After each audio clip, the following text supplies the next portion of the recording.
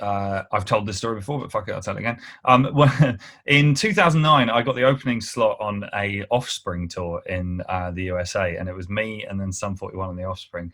And this is a point in time when no one in America had heard of me, and they were massive shows, and I was on my own, and I was an English guy with an acoustic guitar, and I was like, morning, kind of thing, like coming out in front of like 5,000 like sunburnt, drunk Offspring fans.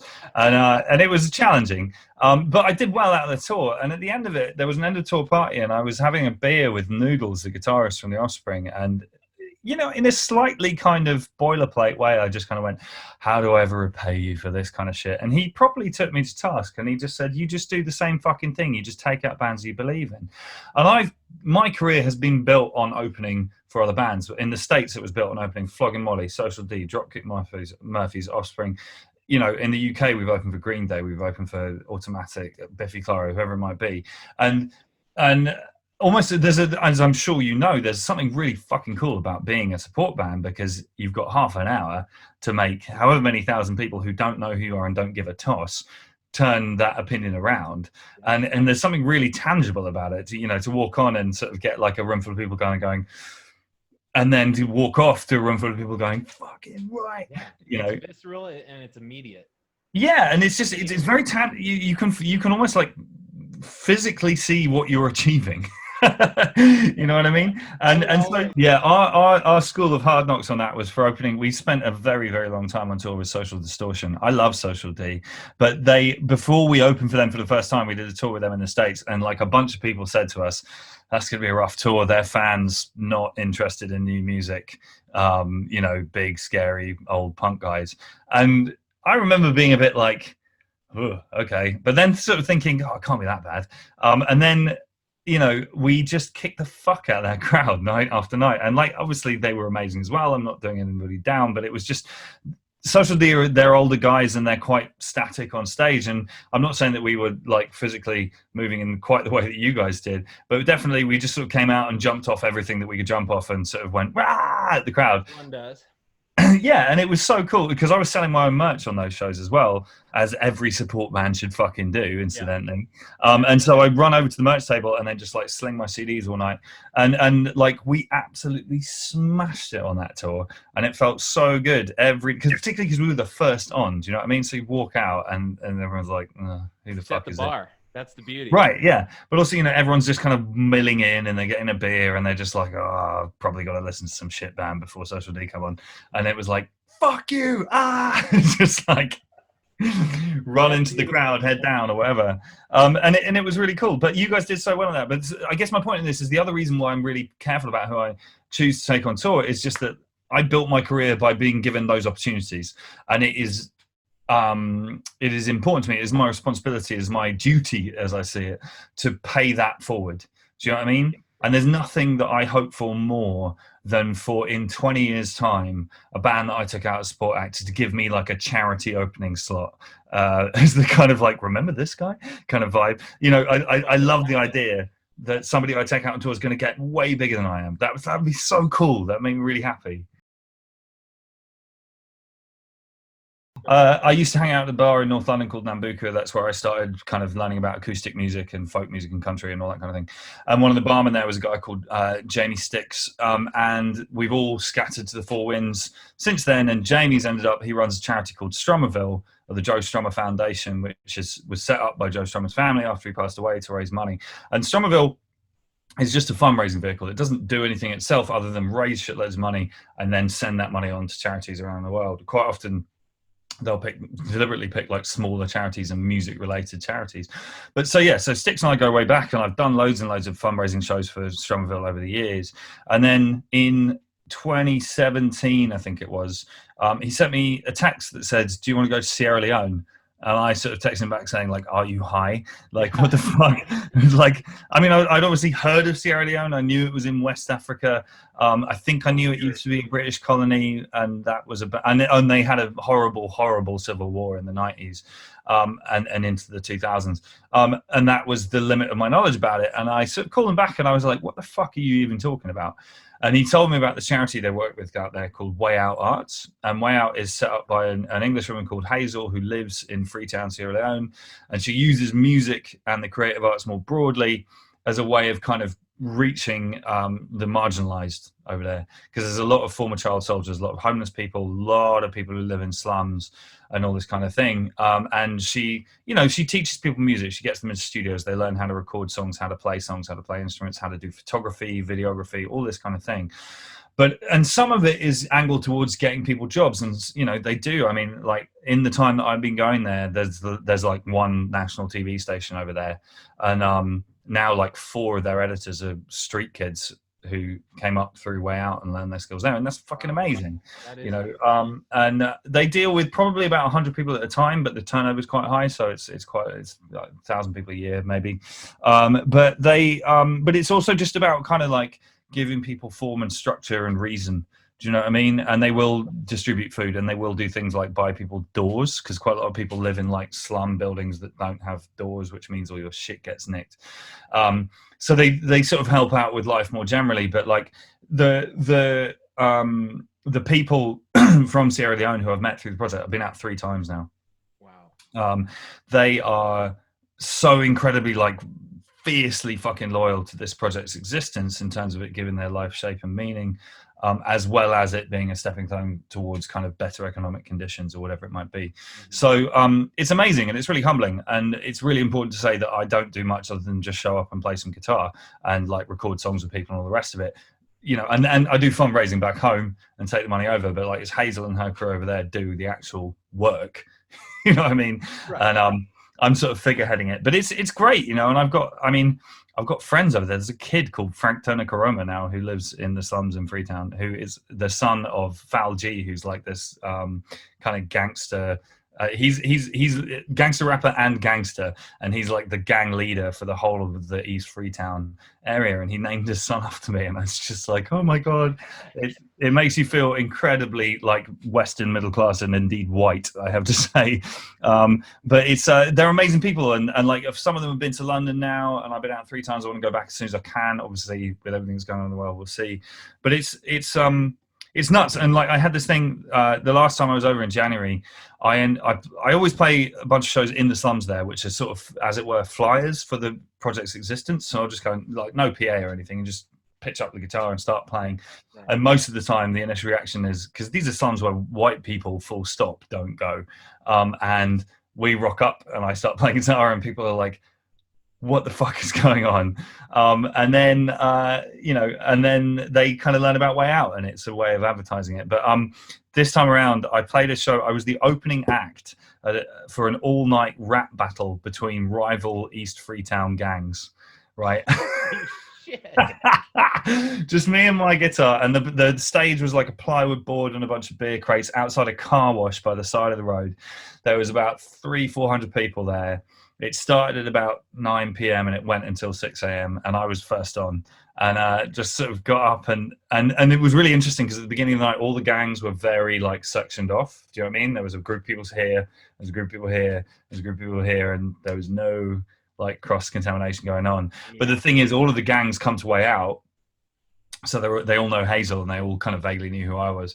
So I got up and started playing, and they all came down the front, and they were singing along with songs that I was teaching them to sing along to, or that they knew, or whatever. And I played for 20 minutes, but it was just standing there just kind of going, what the fuck? And they had all these like they had all these like, it was like banging Afro beats in between the bands, and then the rapping was real heavy, like Creo rapping and all this kind of thing. And me and Jamie Sticks, who was with me that night, we have been to some fucked up squat parties and some mad festivals in our time, and we were both stood there going, this tops everything in terms of the weirdness, and it's like drinking palm wine, which is basically petrol as far as I can tell, and yeah, it was amazing.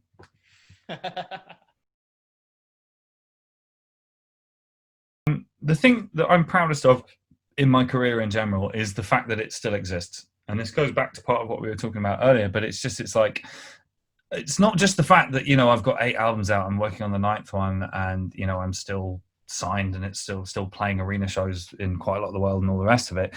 It's just the fact that when I was a kid, I told people I wanted to be a musician, and everybody laughed. And then I got in a band and I told everyone I was going to get signed, and they laughed. And then when we got signed and got with Million Dead, and then that ended, and I said I was going to do a solo career, and everybody thought I was out of my fucking mind. And then a lot of bands get that 1 or 2 album kind of moment, and through no fault of anybody's own, that's the end of that or whatever. And I'm 38 years old. I've been touring for 22 years, and I make a living out of it, and I release records and all the rest of it, and and I'm still doing this, and I'm just very proud of that fact. And then at Lost Even 3, we had Loud and Wainwright played against me, Hold Steady, John Cage from the Weakerthans. These are some of my favorite people ever. And in the run up to Lost Evenings 3, I had a bit of a crappy year in terms of taking flack off social media and people trying to tear chunks and the rest of it. And I just sort of remember walking off stage slightly just being like, yeah, fuck you all, man. And just sort of being like, I'm still fucking standing. Do you know what I mean? And it's like they have thrown the fucking phone book at me over and over again. Yeah. And and here I am.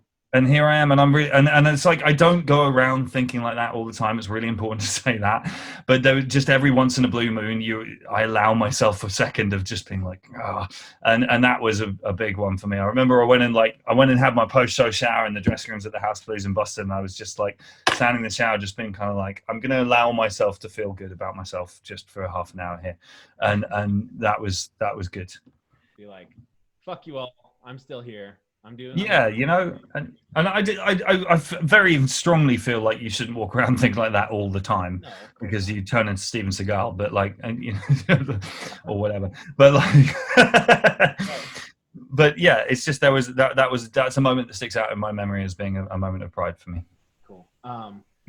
So let me ask you, what gives you your drive and fire to do 2,484 shows and countless interviews and hundreds of hours of talking to people about? I mean, this is going to sound slightly facile because I'm doing the slightly quicker version, but like the two things are, first of all, the last sort of full-time job that I had before I was able to take that leap to go full-time as a musician. You know what I'm talking about, the bit where you sell all your shit and move out of your apartment and start serving or whatever. The last full-time job I had was a telesales job in a warehouse in North London. It was fucking horrible, and there were people there who'd been there for a long time, and some of them might well still be there for all I know, and that's no disrespect to those people. They're all good people, and I don't have to work those kind of jobs. I don't have to get up and have a boss and do all that kind of thing, and I feel so fucking lucky for that. And indeed, so many people I know who are just as talented as me haven't sustained a career in the way that I have, or haven't had the success I've had, and it just seems to me like it is beholden to me to do this properly because I have the chance, and then the second thing is just death. And I know that sounds kind of like facile and indeed like melodramatic, but it's just like, I'm gonna fucking die, and I've already had to accept that I'm never going to be an astronaut or a paleontologist, or whatever the other things I wanted to be when I was a kid, and I can be this, and it's like there is a finite amount of time in everybody's life. So what the fuck are you waiting for? Do you know what I mean? Yeah, Get amen. on with it. Amen, man. I love and that really powers me through my day. Fuck yeah. I don't want to go off on too much of a tangent, but you did mention astronaut, and do you spend a lot of time thinking about space? And have you ever heard the theory that what is it, that octopuses are from another planet, perhaps? I've not heard that theory. What I have read about, because I went through a bit of an octopus phase a couple of years ago, as in just like reading about them and stuff. There was this whole story about how there's this octopus in a tank in a lab that learned how to spit water into the light switch to fuse the lights, because it was like a nocturnal creature that was getting pissed off with it, and it was literally figured out, and it was from the other side of the lab, and it just went. And it's like the thing that a lot of people say, which I take, is that encountering octopus is probably the closest that we can get to encountering extraterrestrial life terrestrially, in the sense that they are so radically different to us, but they're so clearly intelligent beings, and all the rest of it. And there's still loads that we don't know. I'm not sure that means that they have to have come from a different planet, but do you know what I mean? I think that they could have come from here, but the theory, but they're just a totally different tree of evolution or whatever. Yeah. And I think that's really interesting. So I do think about octopuses. Yes. Good. Totally. I do think, in terms of talking about aliens and stuff, I can't remember quite who it was who said this. It's probably someone like Asimov, but he sort of said there are two possibilities: we're either alone in the universe or we're not, and both of them are completely mind-blowing. And that's fucking great. Yeah. Do you know what I mean? Oh, we didn't. You know, man. I feel like I didn't talk about Larry and His Flask enough, man. Like, I have memories of like you guys staying over at my apartment in London. Yes, thank you. That was the best. Fuck. We've Quiet. got to finish with this shit actually.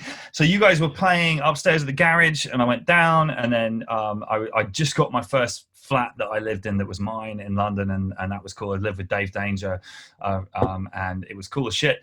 And you guys all came over to crash over, and I remember that like the two things I will never forget from that. In fact, three things. First of all,